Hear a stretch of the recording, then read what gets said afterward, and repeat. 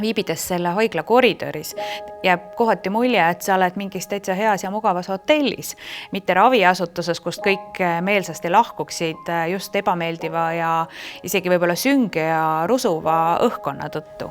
Kui ma siia tulin ja hakkasime mõtlema, mis hakkab olema selle ruumi kontseptsioon, siis suureks märksõnaks sai kindlasti haigla poolt soojus, hubasus, kodutunne. Tuleb väga selgelt sellest, et osad pered elavad siin kuni 6 kuud, et kuidas tuua kodutunne haiglasse, meditsiiniasutusse, mis tegelikult vastandub sellele. See on lahendatud erakordselt osavalt, tuues sisse nii-öelda mittehaiglalikud värvid, ehk palatid on kõik sellistes sumedates toonides, mis juba iseenesest loovad palju kodusema keskkonna ja selle juures erinevates sumedates toonides, mis on veel omakorda imetlusväärne täiesti. Ütleme lõpuks, kui me räägime sellest peretoast, mitte enam palatist, on tegelikult mõtteliselt 2 tsooni, millest üks on tooniga, kus pere tegeleb oma igapäevaselt oma lapsega. Selle ruumi üks väga olulised elemente on seesama pealtnäha lihtne kapikene, eks.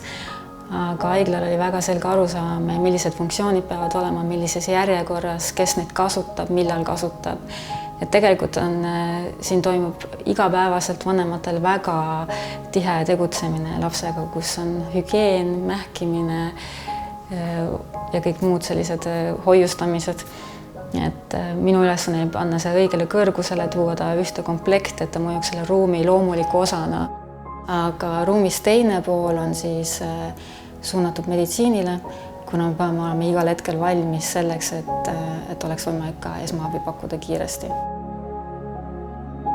Selle lihtsa koridori disaini puhul saavad päris oluliseks nüansiks valgusega välja valgustatud meeleolupildid, mis tegelikult eksponeerivad erinevaid peremudeleid ja koostöös Ulla Saarega on, ma arvan, päris hea käekirjaga, mis on võimalikult minimalistlik, lihtne, natukene ka naivistlik.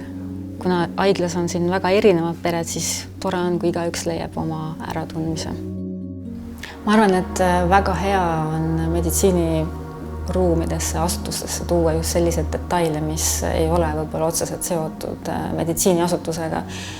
Et kui tulla siia mure või vaevaga, et kui sa näed midagi tuttavat, mis ei ole otseselt meditsiini või selle vaevaga seotud, et see on alati mõjub hästi inimesele.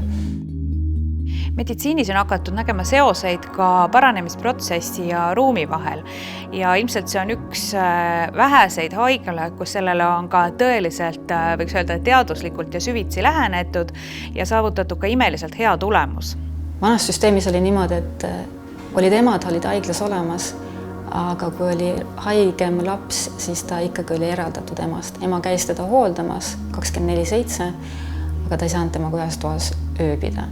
Aga just see, et me oleme loonud võimaluse, kus ema, isa saavad oma väikse lapsega olla kogu aeg ühes ruumis, et see inimlähedus vanemate näol annabki selle raviefekti tegelikult.